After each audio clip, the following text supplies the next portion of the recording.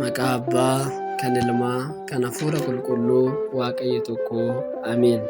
Jaalatamtoota fi kabajamtoota saboota Waaqayyoo, Waaqayyo kan jaallattan, Waaqayyo Gooftaan keenya Yesuus Kiristoosis caalseef baay'isee kan isin jaallatu maatiiwwan kiristaanaa Kiristoosiin kiristaanota Amaanu'eeliin amantootaa Hafuura Qulqulluudhaan ijoollee Hafuurawaa kan jedhamtan hundumti keessaniyyuu bakka jirtaniif lafa isin jirtanitti nagaaf nageenyi Waaqayyoo isiniif yaa baay'atu.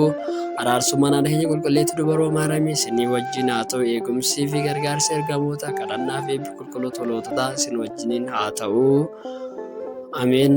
Bagaa sooma guddichaatiin isiniin gahee nuun gahee sooma kana soomne hundumti keenya gaabbii gallee dhiifama akka itti argannu haqamsaa cubbuu keenyaaf gaabbii gallee dhiifama araara Waaqayyoo akka itti argannu sooma kana akkuma teenyetoo soomnee teenye xumuruudha osoo hin taane jijjiirramaadhaan araara dhiifama arjummaa Waaqayyoo arganneetoo akka xumurru Waaqayyoo jaalala isaatiin wajjin haa ta'u. Dubree Maariyaamii kadhannaa araarsummaa isheetiin wajjin haa taatu. Ergamoonni eegumsaaf gargaara isaaniitiin qulqulloonni toloonni eebbaa fi suuqa isaaniitiin wajjiniin haa ta'anii bara baraan.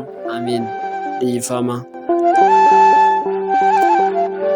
Dhiifama gaarii hin hojjenne guyyaa gaafa tokko osoo hin darbinii dhiifama abbaa koo osuman dhagahuun jecha kee tuffadhe dirree badii irratti yakkuudhaaf dhaabadhe adaraa abbaa koo natti hin ilaalini maaloo narraa dhaqee dhiiga foon keetinii arjummaa kee guddaan kan addunyaa gahu cubbamoota hundaaf siida kan dhagahu hamaarra na oolchii adaraa abbaa koo osoo na nyaatinii dalagaan harka koo.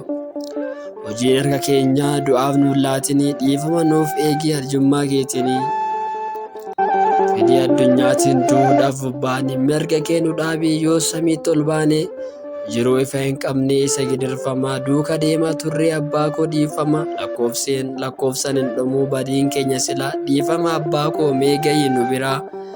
Yaa haadha Kiristoos dubree nuun gatinii kottu nu araarsi ilma kee wajjin beekes osoo hin beekiin kan hin gaddisiise adaraa naaf dhiisa ani isiniif dhiise beeka osoo hin beekiin kan hin gaddisiise adaraa naaf dhiisa ani isiniif dhiise adaraa naaf dhiisa ani isiniif dhiise kan biyya alaa kan jirtanis biyya dhiifama adaraa obbolaawwan kiyyaa dhiifama adaraa obbolaawwan kiyyaa galanni kabajni ulfinni Waaqayyoodhaaf yaa ta'u.